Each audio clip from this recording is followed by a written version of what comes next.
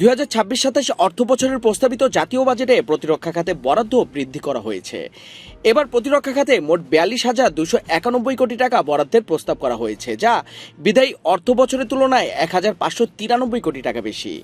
বৃহস্পতিবার জাতীয় সংসদে ৯,৩৮,০০০ কোটি টাকার প্রস্তাবিত বাজেট উপস্থাপন করেন অর্থমন্ত্রী আমির খসরু মাহমুদ চৌধুরী। প্রধানমন্ত্রী তারেক রহমানের উপস্থিতিতে এবং স্পিকার হাফিজ উদ্দিন আহমেদের সভাপতিত্বে বাজেট অধিবেশন অনুষ্ঠিত হয়।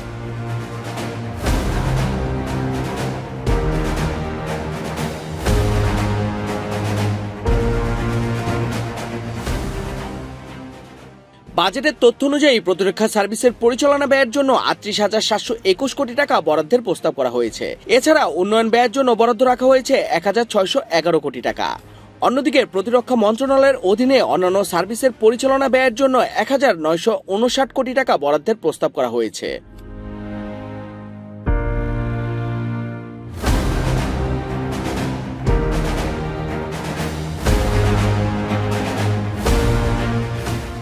বিদায়ী ২০২৫-২৬ অর্থ বছরের প্রতিরক্ষা খাতে ৪০,৬৯৮ কোটি টাকা বরাদ্দের প্রস্তাব করা হয়েছিল।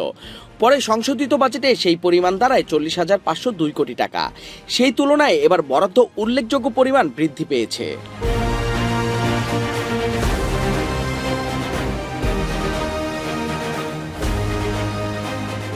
বিশ্লেষকদের মতে জাতীয় নিরাপত্তা, প্রতিরক্ষা সক্ষমতা বৃদ্ধি, প্রযুক্তি নির্ভর আধুনিকায়ন এবং সামরিক অবকাঠামো উন্নয়নের লক্ষ্য সামনে রেখে এই খাতে অতিরিক্ত বরাদ্দ দেওয়া হয়েছে।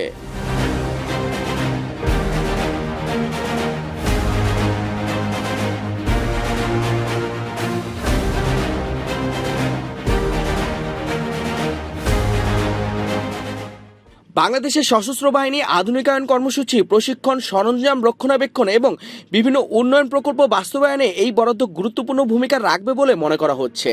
সরকারের পক্ষ থেকে বলা হয়েছে, জাতীয় নিরাপত্তা নিশ্চিত করার পাশাপাশি প্রতিরক্ষা বাহিনীর সক্ষমতা বৃদ্ধি ও দীর্ঘমেয়াদী উন্নয়ন পরিকল্পনা বাস্তবায়ন প্রয়োজনীয় অর্থায়ন অব্যাহত থাকবে। এবারের বাজেট দেশের ৫৫তম জাতীয় বাজেট এবং বিএনপির নেতৃত্বাধীন বর্তমান সরকারের প্রথম পূর্ণাঙ্গ বাজেট। অর্থমন্ত্রী হিসেবে এটি আমির খসরু মাহমুদ চৌধুরীর প্রথম বাজেট উপস্থাপন। প্রস্তাবিত বাজেট এখন সংসদীয় আলোচনার মাধ্যমে চূড়ান্ত হবে এবং আগামী ১ জুলাই থেকে নতুন অর্থ বছরে কার্যকর হওয়ার কথা রয়েছে। প্রতিরক্ষা খাতে বাড়তি বরাদ্দ দেশের নিরাপত্তা ও সামরিক সক্ষমতা উন্নয়নের ক্ষেত্রে নতুন মাত্রা যোগ করবে বলে আশা করা হচ্ছে।